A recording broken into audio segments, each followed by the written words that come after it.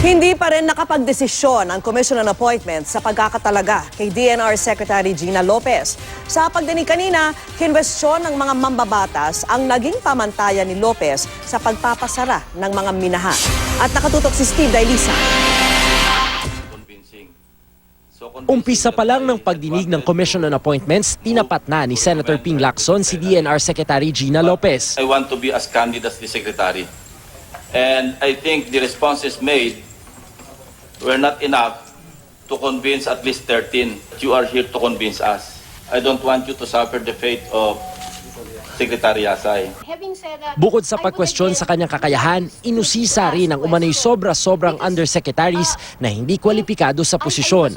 Pag-amin ni Lopez, may ilang undersecretaries na inilagay niya sa floating status at nilagay bilang provincial environment officers. Bagay na nakademoralize raw sa hanay ng mga career employees, ayon kay Occidental Mindoro Representative Josephine Sato. That will create demoralization as it is creating now in the department. Agreeing to choose organic personnel is not allowing me to choose my team. You know, choices have to be made. If I'm gonna, just agree to take the people that are there because I'm gonna hurt feelings, how will I choose my team? I have to choose my team. Kinwestiyon din ang pagkuha ni Lopez kay dating Mines and Geosciences Bureau Head Leo Hasareno bilang pinuno ng mining audit. Nung si Hasareno pa ang pinuno ng MGB, siya ang nag-issue ng mga Mineral Product Sharing Agreements o MPSA, na siya rin ngayong kanyang inirekomendang kanselahin dahil nasa mga watershed. Maaari ko po bang itanong kung sino ang responsable sa pagbibigay ng mga permit at regulasyon sa mga mining companies na naisama sa pagpapasara? Mr. Chair, hindi po ba si MGB Director? Akin pong gustong itanong, sino po ba ang MGB Director noon hanggang taong 2016? Hindi po ba si former MGB Director Leo Hasareno? Ngunit, tatanong ko po, Mr. Chair, imbis po na panagutan po ni Secretary-Designate Gina Lopez yung si Mr. Hasareno, bakit po pinromote pa niya bilang Senior Undersecretary? If you show me evidence that he's corrupt, then I'll take it seriously. And he's given me only the best of advices. You are questioning me on my competence. All right, my answer to that is this. There's no individual that can have the competence on all levels. Nang mag-break ang pagdinig, nagkaroon ng pagtatalo si Congresswoman Josephine Sato at Lopez. Pero bago magpatuloy ang pagdinig, nilapitan ni Lopez si Sato, niyakap at humingi ng paumanhin. May sinabi na ayaw kong sabihin ngayon dahil nakakasakit sa akin yon. Parang merong accusation na dahil mahihirap yung tanong ko, that I am protecting interests of the oppositors.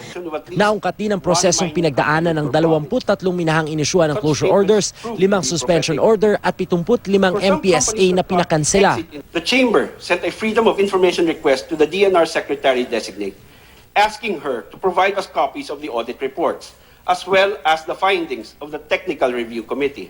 Pero bitbit ni Lopez ang kahungkahong resulta ng audit at mababasa rin daw ito online. Dumating din sa pagdinig ang ilang engineering at geology students para tutulan ng kumpirmasyon ni Lopez. Pati ang mga katutubo mula Surigao del Sur bumaba para ipaliwanag ang pakinabang nila sa minahan. Sabi ni Lopez, hindi naman daw siya kontra sa industriya ng pagmimina. Katunayan, may 13 minahan silang ipinasa.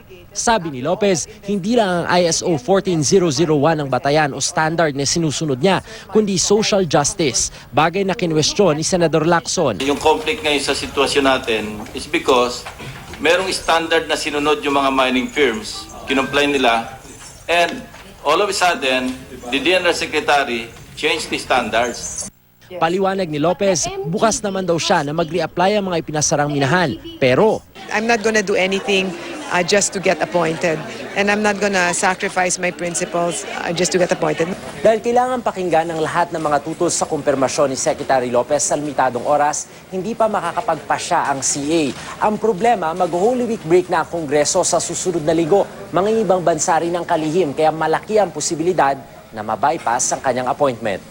Handa naman daw ang kalihim sa posibilidad na ito. I think the President signified his support. I think if there's a bypass, let's see, no? I mean, he said he has confidence in me, then he will just reappoint and then we wait again, no? Steve Dailisa, Nakatutok, 24 Oras.